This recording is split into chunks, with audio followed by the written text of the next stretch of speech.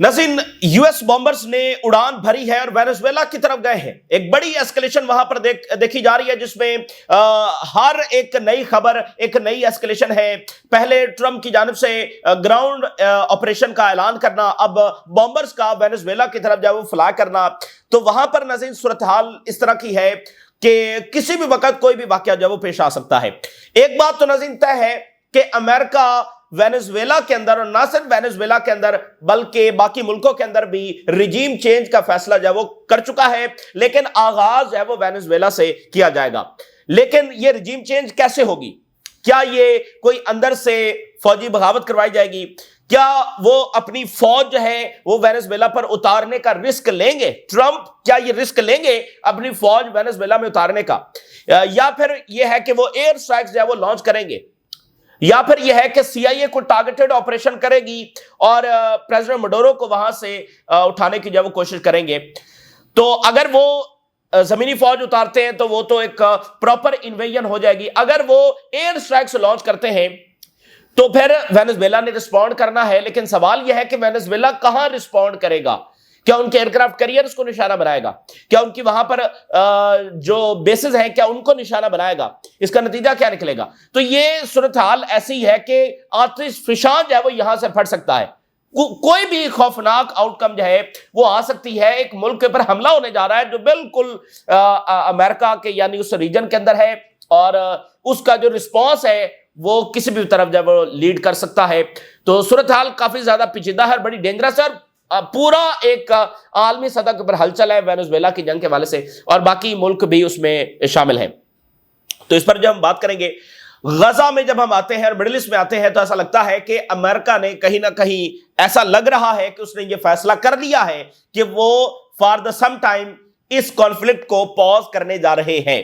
ठीक है ना, इसको वो पॉज करने जा रहे हैं, मजीद नई जंगें छेड़ने जा रहे हैं और बाकी महाज खोलने जा रहे हैं। बाकी इश्यूज और जो अमेरिका के क्राइसिस हैं उनके ऊपर जो वो फोकस करने जा रहे हैं, इसको फिल वक्त जो है वो पॉज करने जा रहे हैं। और बड़ी इंपॉर्टेंट बात नज़र ये है कि जो वेस्ट बैंक के ऊपर अमेरिका का स्टांस सामने आ रहा है, जो ट्रंप ने लैंग्वेज इस्तेमाल की, जो अल्फाज इस्तेमाल किए कि अमेरिका की सारी सपोर्ट इजराइल खो देगा अगर उसने वेस्ट बैंक को अपने कब्जे में लिया, और बाकी ऑफिशियल्स के भी इसी तरह की स्टेटमेंट्स आई। तो वेस्ट बैंक के ऊपर नाज़रीन ये जो अमेरिका का रेयर स्टांस और गैर मामूली स्टांस सामने आ रहा है, दैट मींस कि ये जो ग्रेटर इजराइल प्रोजेक्ट है ये तो फारिग हो चुका है। देखिए, आप इस प्लेनेट की सारी ताकत इस्तेमाल की गई है फलस्तीनियों की विल तोड़ने के लिए, और इसमें वो फेल हो चुके हैं। दूसरी तरफ जो ट्रंप एडमिनिस्ट्रेशन है, ये अमेरिकन तारीख की सबसे ज्यादा प्रो इजराइल एडमिनिस्ट्रेशन है। अगर ये भी वेस्ट बैंक पर कब्जे का उनका ख्वाब पूरा नहीं कर सकती, तो इसका मतलब यह है कि इजराइल एक तो इस पोजीशन में नहीं है, और खुद अमेरिका को सम लिमिट्स जब नजर आ रही है और नई रियलिटी नजर आ रही है। तो देखिए, जो अमेरिकन पब्लिक है उसके सामने तो इजराइल की रियलिटी खुल रही है, वहां पर तो सपोर्ट डिक्लाइन कर रही है। ट्रंप इंतजामिया के बाद ऐसा नहीं होने जा रहा कि अगली जो इंतजामिया आएगी वो इनसे ज्यादा प्रो होगी, नहीं, बल्कि ये अब सूरत हाल रिवर्स होने जा रही है। अब ये सपोर्ट जब वो डिक्लाइन होने जा रही है। तो जो कुछ उन्होंने करना था इसी ट्रंप एडमिनिस्ट्रेशन के अंदर करना था, और पूरे प्लेनेट की ताकत उन्होंने इस्तेमाल की है, वो फेल हो चुके हैं। तो ये प्रोजेक्ट जो है वो अल्टीमेटली अपनी डिजास्टर्स जो डिफीट है उसकी तरफ इसने बढ़ना है। अब ये इधर उधर अग्रेशन करेंगे, बदमस्त हाथी की तरह जब टकरे मारेंगे, फिरौनी बयानात जो है वो जारी करेंगे, और सिविलियंस के ऊपर नए अटैक्स लॉन्च करेंगे। ये सारा कुछ ये करेंगे, और जब तक ये मौजूद है ये आखिरी लम्हे तक भी फिरौनों ही की तरह ट्रीट करेंगे, बिहेव करेंगे। लेकिन इनका डिफीट जब वो तय है, ठीक है ना, ये बात बिल्कुल तय है, और अमेरिका खुद अब इन लिमिट्स को और नई रियलिटीज को पहचान रहा है। अब ट्रंप साहब जो है वो एशिया का दौरा शुरू करने जा रहे हैं। वो आसियान कंट्रीज के अंदर जाएंगे, मलेशिया में आसियान समिट में शिरकत करेंगे। इसके साथ वो कहां जा रहे हैं? साउथ कोरिया जा रहे हैं, जहां पर एशिया पैसिफिक समिट होने जा रहा है। इसके साथ वो जापान जा रहे हैं, 3 रोजा दौरा वो जापान का करने जा रहे हैं। अच्छा, जापान जो है वो रीआर्मिंग कर रहा है। वर्ल्ड वॉर 2 के बाद जापान अब पहली बार खुलकर जब वो सामने आ रहा है, और वो कह रहा है कि हम अपनी फौजी ताकत जब वो बढ़ाएंगे, और अमेरिका, ट्रंप इस बात में इंटरेस्टेड है कि जापान उनसे मजीद असलहा खरीदे। तो ये एक बहुत बड़ी तब्दीली पैसिफिक के अंदर आ रही है। जो जापान, जो नई प्राइम मिनिस्टर आई है, बड़ी हार्ड लाइनर है और बिल्कुल एक डिफरेंट डायरेक्शन के अंदर उन्होंने आगे बढ़ने का फैसला कर लिया, इसके बहुत ज्यादा असरात होंगे। अच्छा, दूसरी तरफ जो सैंक्शंस है नाज़रीन रशिया के ऊपर, वो उल्टा यूरोपियन इकोनॉमी का बुरकस निकाल रही है। इन सैंक्शंस के नतीजे में एक पैरेलल सिस्टम ब्रिक्स जो है वो लेकर आ रही है, एक पैरेलल फाइनेंशियल सिस्टम जो है वो दुनिया के अंदर खड़ा हो रहा है, और यूरोपियंस की जो इकोनॉमी है उसका इस वक्त जो भुरकस निकल रहा है। और फिर देखिए अमेरिका जो है वो पैसे प्रिंट करता चला जा रहा है, they are just printing the money. आप सोचिए दुनिया में ये फैसिलिटी सिर्फ और सिर्फ अमेरिका के पास है कि वो जितना चाहे पैसा प्रिंट कर दे। किसी मुल्क के पास अगर ये फैसिलिटी आ जाए कि वो जितना मर्जी पैसा प्रिंट कर दे, ऐसा तो नहीं होता ना। तो ये सिर्फ अमेरिका के पास ये फैसिलिटी है, जो कि ज़ाहिर है कि उन्होंने इसको अब एक वेपन के तौर पर इस्तेमाल करना शुरू कर दिया। जितना पैसा प्रिंट होता है उसके लिए जरूरी है कि उसके मुतबादल कोई रियल वेल्थ होनी चाहिए। यानी सादा सी बात है कि आपने सुना होगा कि पैसे को गोल्ड के साथ जोड़ा जाता है। भाई जितना पैसा प्रिंट कर रहे हैं उसके मुतबादल में उतना गोल्ड होना चाहिए, या कोई और रियल वेल्थ, ठीक है ना, जो जिसको अब रियल वेल्थ कहते हैं। ऑयल है, रिसोर्सेज है, अब मिनरल्स है, कुछ भी, यानी रियल वेल्थ उसके नहीं, वहां पर कोई रियल वेल्थ नहीं है।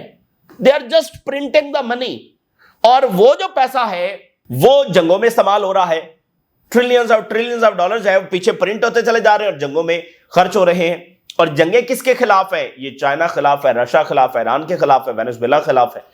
तो अब इन ताकतों ने, ब्रिक्स नेशंस ने ये फैसला किया है कि अब वो मजीद ये कबूल नहीं कर सकते कि उनको ये अलाउ किया जाए कि वो पैसा प्रिंट करते रहें और फिर ये जो पैसा है ये इन मुल्कों को डिस्ट्रॉय करने के लिए इस्तेमाल हो। ये चल नहीं सकता है। इसलिए वो पैरेलल फाइनेंशियल सिस्टम जो वो लेकर आ रहे हैं, जो दुनिया में कोई आसान काम नहीं है, लेकिन वो इसके ऊपर भरपूर जो वो काम कर रहे हैं। अब ट्रंप और प्रेसिडेंट शी जो है उनकी मुलाकात होने जा रही है, ये तय हो चुकी है। 30 अक्टूबर को ये मुलाकात होगी। तो इसमें काफी एनालिसिस चल रहे होंगे कि कोई ब्रेक थ्रू होगा, ये होगा, कुछ भी नहीं होने जा रहा है। मुलाकात होगी, अच्छी अच्छी बातें भी हो सकती है, लेकिन जो राइवलरी शुरू हो चुकी है, जिस जंग का आगाज चाइना और अमेरिका के दरमियान हो चुका है, वो अब इन मुलाकातों से रिवर्स होने वाला नहीं है। अब ये सूरत हाल रिवर्स होने वाली नहीं है। तो मुलाकातें वगैरह होती रहेंगी, लेकिन अब दुश्मनी जो है वो आगे बढ़ चुकी है। ये सूरत हाल फिक्स होने वाली नहीं है। अच्छा, हमास की इसी दरमियान बड़ी गैर मामूली स्टेटमेंट आई है। हमास का जो हाई लेवल डेलीगेशन है वो मिस्र में मौजूद है, साथ ही फतह का हाई लेवल डेलीगेशन मिस्र में मौजूद है। तो वहां पर पैलेस्टीनियन नेशनल डायलॉग हो रहा है। दहाइयों के बाद फलस्तीनी जब वो एक प्लेटफॉर्म के ऊपर इकट्ठे होने की बात कर रहे हैं, जिसमें चाइना की बहुत ज्यादा एफर्ट्स हैं। हमास की बड़ी गैर मामूली स्टेटमेंट ये आई है कि क्लियर गारंटीज, एक बार फिर उन्होंने ये बात की, बिल्कुल बगैर किसी अबहाम के हमारे पास ये गारंटीज है कि the war in Gaza is over. ये मैं हेडलाइन आपके सामने रख रहा हूं। हमास की कुछ देर पहले मिस्र से ही ये स्टेटमेंट जारी हुई है। We have received clear guarantees from Egypt, Qatar and Turkey alongside direct American confirmation that the war has effectively ended। जंग खत्म हो चुकी है, नेतन्याहू बिल्कुल फारिग हो चुका है, एब्सोल्यूट डिफीट होने वाली है। और इजराइल का ये जो प्रोजेक्ट इजराइल है, जो इस वर्ल्ड ऑर्डर की आप कह लें कि एक निशानी है, वो प्रोजेक्ट इजराइल भी अब उसका मुस्तकबिल क्या है, इसके ऊपर बहुत बड़े सवाल या निशान जब उठ गए हैं। क्योंकि इसकी जो डायरेक्शन थी वो एक मुकम्मल हेजेमोनिक पावर की थी, यहां पर बादशाहत की थी, ग्रेटर इजराइल की थी। ये ग्रेटर इजराइल नहीं बनने वाला। तो ये प्रोजेक्ट इजराइल अब कितना मजीद चलता है, इसके ऊपर बहुत बड़े सवाल या निशान उठ गए हैं। बहुत बड़ी डिफीट हुई है जिसके मजीद असरात आने हैं। तो हमास ये कह रही है कि क्लियर गारंटीज हैं। सो फिर उन्होंने कहा कि नेशनल डायलॉग जो है वो आगे बढ़ रहा है और नेशनल जो कंसेंसस है उसके ऊपर हम जो वो काम कर रहे हैं। तो ये दो बातें। यूरोपीय यूनियन के जो ऑफिशियल्स हैं वो शदीद दबाव डाल रहे हैं कि इजराइल के ऊपर सैंक्शंस लगाई जाए। European parliament officials says Israel must realise that it will face sanctions if it does not comply with what is required. European parliament के ऑफिशियल्स ये बात कर रहे हैं कि इजराइल इस बात को जान ले कि उनके ऊपर सैंक्शंस लगेंगी अगर वो जो एड है और वायलेशंस है, अगर इससे वो बाज नहीं आते, एड की रुकावट से बाज नहीं आते। उन्होंने कहा है कि फौरी तौर पर इमदाद है उसकी मिकदार को बढ़ाना होगा। तो यहां पर इजराइल की पूरी कोशिश होगी कि वो जेनोसाइड दोबारा से शुरू करें, क्योंकि उनकी पॉलिसी ही एक ही है। ان کی پالیسی میں کوئی میننگ فل مذاکرات نہیں ہے، ان کی پالیسی میں جینوسائیڈ ہے۔ اور دوسری طرف دنیا پوری ایفرٹ کر رہی ہے کہ اب صورتحال کو وہاں پر ریورس کبھی بھی نہ ہونے دیا جائے۔ دیکھیے 2 سال دنیا نے کیا حاصل کیا ہے؟ دنیا کو مزید بے حس بنایا گیا ہے، دنیا نے مزید وائلنس دیکھا ہے، وہ پریسیڈنٹ سیٹ کیے گئے ہیں کہ انسان کی روح کانپ اٹھی ہے۔ تو اس زائنسٹ پروجیکٹ سے مزید لینا کیا ہے؟ تو یہ بڑا مشکل ہو جائے گا، اور یہی ایبسولوٹ ڈیفیٹ ہے اسرائیل کی۔ فلسطینیوں کا سروائیول ہی ان کی فتح ہے۔ تو مارکو روبیو نے کہا ہے کہ انٹرنیشنل فورسز غزہ میں بھیجی جائیں گی، اس کا میکنزم طے ہو رہا ہے اور اس کو یونائٹڈ نیشن کا مینڈیٹ حاصل ہوگا۔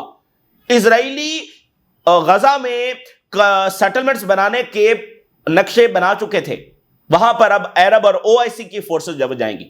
اسرائیلی میڈیا دیکھیے خود وہ کیسے بتا رہا ہے کہ ایک کے بعد ایک چپیڑ اسرائیل کے منہ کے اوپر پڑ رہی ہے۔ اسرائیلی میڈیا ہیرڈز لکھ رہا ہے امریکنز نے بڑی سختی کے ساتھ یہ کلیریفائی کیا ہے کہ وہ ٹالریٹ نہیں کریں گے اسرائیل کے کوئی بھی surprise attack that could undermine the agreement. جیسے اسرائیل چالاکیاں کرتا رہتا ہے، کوئی بھی جواز بنا کر ایک بڑا اٹیک جب لانچ کر دیا جاتا ہے پرووک کرنے کے لیے، تو امریکنز پہلی بار اس طرح کی پابندیاں لگا رہے ہیں، کہ جہاں جہاں سے یہ چالاکیاں کرتے ہیں کوئی بھی ایسا اٹیک وہ ہم قبول نہیں کریں گے۔ اور اسرائیلی میڈیا پھر لکھ رہا ہے کہ نتنیاہو جو ہے وہ ایک ٹائٹ روپ کے اوپر جب وہ چل رہا ہے، یعنی ایک بڑے مشکل سے اس پگڈنڈی کے اوپر چل رہا ہے ود پریزیڈنٹ ٹرمپ، اینڈ اگر وہ ایگریمنٹ کو سبوٹاج کرنے کی کوشش کرتا ہے ہی ول بی پنشڈ۔ اسرائیلی میڈیا خود وہ بتا رہا ہے کہ کیسے نتنیاہو اور اسرائیل کے منہ کے اوپر چپیڑ پڑ رہی ہے، اور یہی امریکہ اب کیسے تھوڑا تھوڑا بدلنا شروع ہو گیا ہے۔ وائی ناٹ کہ ان کو فلسطینیوں کے اوپر رحم آ گیا ہے، وائی اس لیے نہیں کہ کوئی ان کو اس بات پر ہوا ہے کہ فلسطینیوں کے ساتھ بڑا ظلم ہو گیا ہے، نہیں، ریالٹیز بدل رہی ہیں۔ سو اگر اس نے سبوٹاج کیا ایگریمنٹ کو تو اس کو پنشمنٹ کیا جائے گا۔ اسرائیلی media we will find the appropriate formula to deploy the international forces in Gaza and it may be through the United Nations۔ Marco Rubio, فوجیں یونائٹڈ نیشن کے مینڈیٹ کے ساتھ، اور اس میں کوئی ویسٹرن اور امریکن ان کی فوجیں نہیں ہوں گی، عربز اور OIC کی فوجیں جب اس میں ہوں گی، جس میں ٹرکی بہت آگے ہوگا، لیکن نتنیاہو اس پر اڑا ہوا کہ ٹرکی کی فوج نہیں ہوگی۔ اور مارکو روبیو کے اب الفاظ دیکھیے اسرائیل میں کھڑے ہو کر، کہتا ہے کہ ویسٹ بینک پر سوورینٹی کو امپوز کرنا یہ پیس پروسیس کو ڈسٹرائے کرنے والی بات ہے، اینڈ آئی بلیو کہ اس طرح کا کوئی چیز نہیں ہوگی۔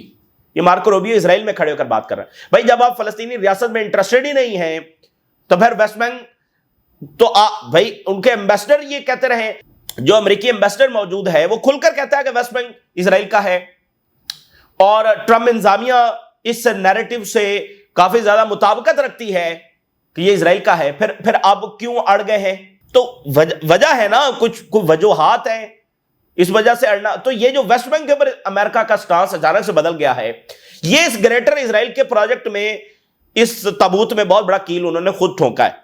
سو پھر اسرائیلی میڈیا بتا رہا ہے کہ JD وینس کا جو دورہ تھا وہ بہت بڑی چپیڑ تھی، اور بہت سارے امبیرسنگ ایونٹس ہوئے during the JD Vance visit, کیونکہ JD وینس جو ہے نا وہ ذرا ڈیفرنٹ طبیعت کے ہیں، تو جیسے انہوں نے الفاظ استعمال کیے کہ یہ میں اپنے لیے انسلٹ سمجھتا ہوں کہ میرے ہوتے ہوئے ویسٹ بینک کا بل جب لایا گیا، ان کو پتا بھی ہے کہ میں موجود ہوں، تو انہوں نے یہ چالاکی کرنے کی کوشش کی ہے کہ میری موجودگی میں بل لایا گیا ہے، یہ دکھانے کے لیے کہ جیسے میں اس کی حمایت کر رہا ہوں۔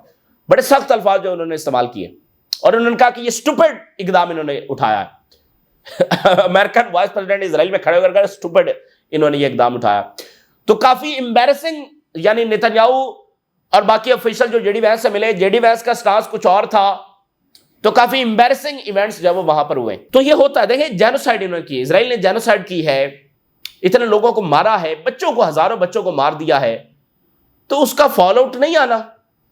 خود اسرائیلی سوسائٹی اب ان کا جو خوف کا عالم ہے، میں نے آپ کو بتایا کہ یہ ایک ایسی اینٹی ہے، اگر امریکہ پیچھے سے نکل گیا تو پھر کیا ہوگا، تو ان میں یہ خوف اب زیادہ سرایت کر رہا ہے۔ اسی درمیان ایک دلچسپ خبر دیکھیے، دی گارڈین لکھ رہا ہے کنگ چارلز جو ہیں برطانیہ کے، انہوں نے جو پوپ ہیں ان کے ساتھ ملاقات کی ہے، اور سینکڑوں ایئرز کے بعد پہلی بار دونوں نے مل کر، یعنی king of Britain and Pope, سینکڑوں ایئرز کے بعد انہوں نے پبلکلی جو ہے وہ پرے کیا ہے. A rift that took 500 years to repair. King Charles prays with the Pope. اب یہ انٹرسٹنگ خبر ہے بتانے کے لیے, اور بہت ساری تبدیلیاں آ رہی ہیں.